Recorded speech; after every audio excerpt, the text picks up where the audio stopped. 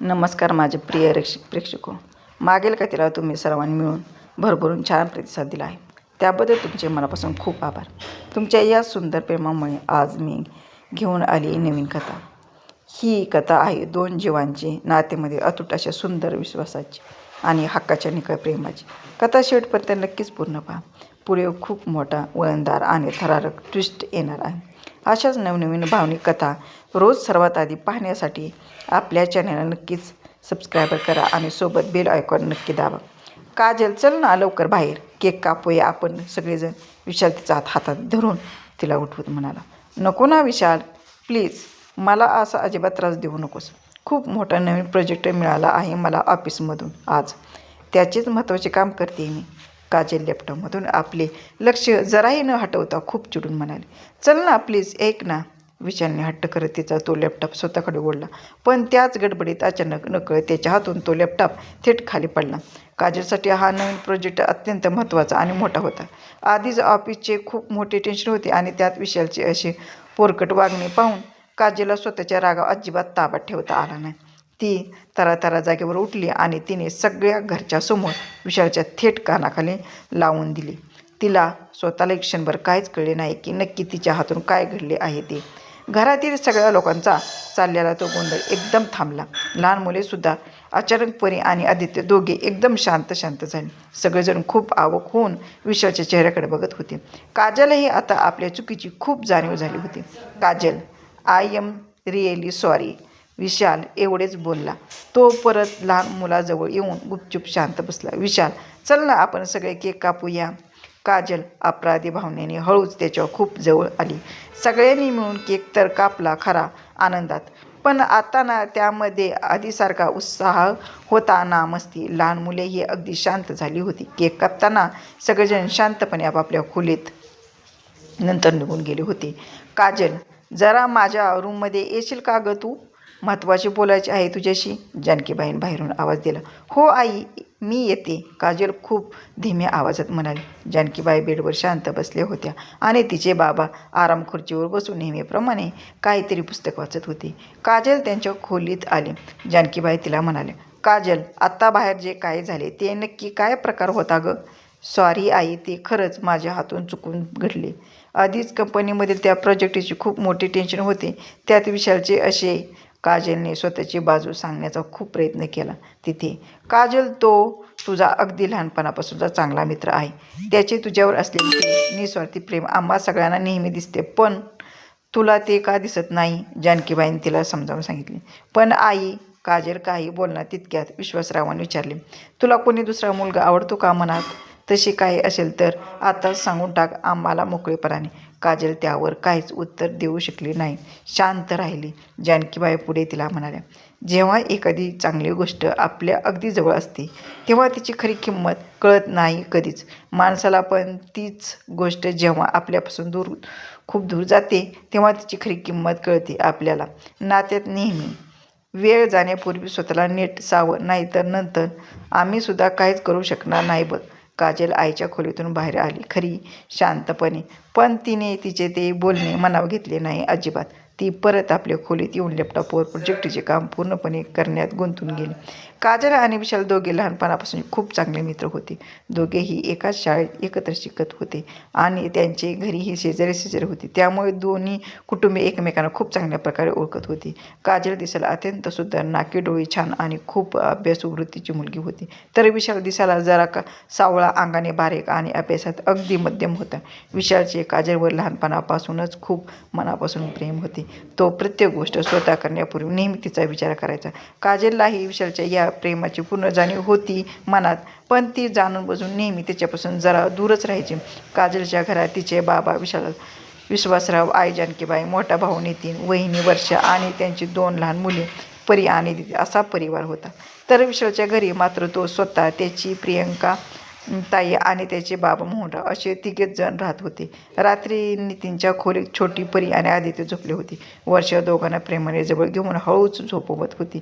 नितीन बेडला टिकून बसला होता आणि विचार करत होता.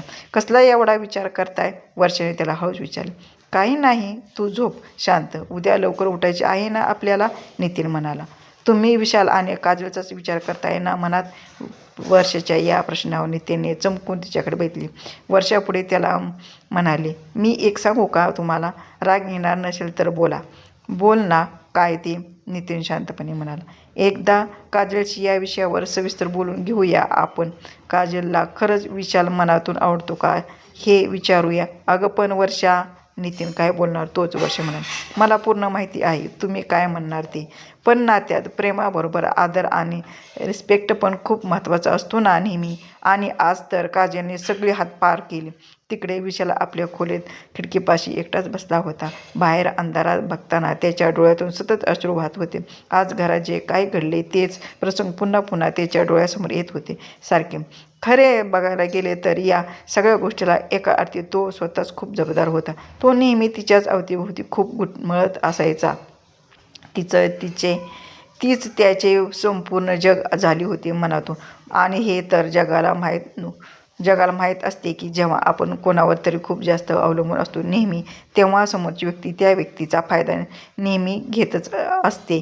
इथे नेमके तेच झाले होते. काजलचे विशाल प्रेम होतेच, पण तिला पूर्ण खात्री होती की आपण काही केले तरी विशाल आपल्याला सोडून कुठेच जाणार नाही. दुसऱ्या दिवशी काल काय झाले होते हे पूर्ण विसरून विशाल नेहमीप्रमाणे काजलच्या घरी गेला. काजल ऑफिसला निघण्याच्या तयारीत होती तिथे, आणि नितीनसुद्धा तयार होत होता. बाकीचे सगळे हॉलमध्ये बसले होते. विशालला पाहता छोटी परी तिच्या लहान लहान पावलांनी धावत त्याच्याकडे आली. विशालने तिला हसून कडेवर घेतली आणि तिचा गोड पापा घेतला. परीनेही त्याला गालावर पप्पी दिली. विशालला घरी आलेले पाहून सगळ्यांनाच खूप आनंद झाला आणि मोठी आश्चर्यही वाटली, कारण कालच्या प्रसंगानंतर विशाल इतक्या लवकर सहजपणे घरी येईल असे कोणालाच वाटले नव्हते. विशाल, मला ऑफिसला सोडून ये ना, मला आज खूप उशीर झाला, काजलने आवाज दिला. हो चल, विशाल नेहमीप्रमाणे खूप सहजतेने म्हणाला तिला. विशाल, काजल आणि सोबत परीला घेऊन घराबाहेर पडले. ते दोघे गेल्यावर जानकीबाई म्हणाली, या पोरीला काय म्हणावे कळतच नाही मला. तरी बरे, विशाल खूप समजूतदार आहे म्हणून काळजी वाटत नाही. अगं हो, पण सहन करायलाही काही मर्यादा असतात, विश्वासराव गंभीरपणे म्हणाले. मला नाही वाटत काजलची अशीच वागणे सुरू राहिली तर विशाल ही जास्त दिवस सांभाळून घेऊ शकेल नात्यात. म्हणजे काय? जानकीबाईंनी विचारले. म्हणजे काल मी पहिल्यांदा विशालच्या डोळ्यात पाणी पाहिले आणि मला पूर्ण खात्री आहे की त्याचे कारण फक्त काजलच असणार, विश्वासरावांनी काळजी व्यक्त केली. वर्षा ही त्यांना म्हणाली. आई, मला पण नाही वाटत की विशाल आता जास्त दिवस तिचे असे वागणे सहन करेल. प्रेमाला आणि हक्कालाही काही मर्यादा असतातच. नितीननेही दुजारा दिला. हो, तुझे अगदी बरोबर आहे. तो तरी किती दिवस वाट पाहणार की कधीतरी तिला त्याचे प्रेम कळेल. दुसरा कोणताही मुलगा असता तर कधीच लांब निघून गेला असता आतापर्यंत. आपण तरी काय करणार आता? ती किती हट्टी आहे हे तुम्हाला सगळ्यांना माहीतच आहे ना, विश्वासराव हुसकारा सोडत टाकत म्हणाले. चल, मी निघतो कामाला, असे म्हणून नितीनही ऑफिसला निघून गेला. तिथून विशालने काजलला तिच्या ऑफिसजवळ गाडीवरून सोडले. काजल उतरून म्हणाली, विशाल, संध्याकाळी मला घ्यायला येऊ नकोस तू, मी माझी स्वतः घरी येईन. का गं? विशालने विचारले. आज ऑफिसनंतर इथेच एक पार्टी आहे आमची, त्यामुळे मला यायला उशीर होईल, काजल म्हणाले. ठीक आहे, अशी म्हणून विशालने स्कूटी वळवली. तो परीला समोर उभे करून निघणारच होता तितक्यात तिथे बायकडून एक नवीन मुलगा आला. काजल त्याच्याशी खूप हसून खेळून बोलली तिथे, आणि दोघे एकत्र ऑफिसच्या आत निघून गेले. विशालने विचार केला की तिचा कोणता तरी नवीन मित्र असेल आणि तो घरी परतला. विशालला तसा ऑफिसच्या जॉबचा खूप कंटाळा यायचा नेहमी, म्हणून तो त्याच्या बाबांना त्याच्या कपड्याच्या दुकानात जाऊन मदत करायचा. दिवसा रात्री काजलला घरी यायला 9 वाजून गेले होते. तिच्या घरचे सगळे तिची खूप वाट बघत बसले होते. विशालसुद्धा आपल्या घराच्या टेरेसवर जाऊन तिचीच वाट पाहत बसला होता तिथे. तेवढ्यात तिला सकाळी सोडायला आलेला तोच मुलगा पुन्हा त्याच्या बाईकवरून काजलला सोडायला आलेला दिसला.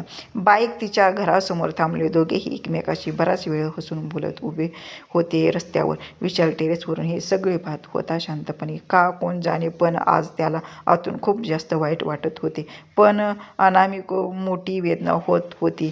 तो मुलगा शेवटी बाईक घेऊन निघून गेला. असेच दिवस पुढे जात होते. तो मुलगा आता रोज काजलला ऑफिसमधून सोडायला येऊ लागला होता आणि विशाल आतल्या आत खूप जळत होता, कुढत होता. त्याचा मेंदू त्याला बजावून सांगत होता की काजलपासून आता दूर हो तू. तिचे तुझ्यावर प्रेम नाही, पण त्याचे मन मात्र त्याला म्हणत होते तिचे नसेल ना, पण तुझे तर आहे ना तिच्यावर जीवापाड प्रेम. एवढे दिवस वाट बघितलीस, आता अजून थोडे दिवस बघ. विशाल याच मन आणि मेंदूच्या लढाईत पूर्णपणे अडकून पडला होता.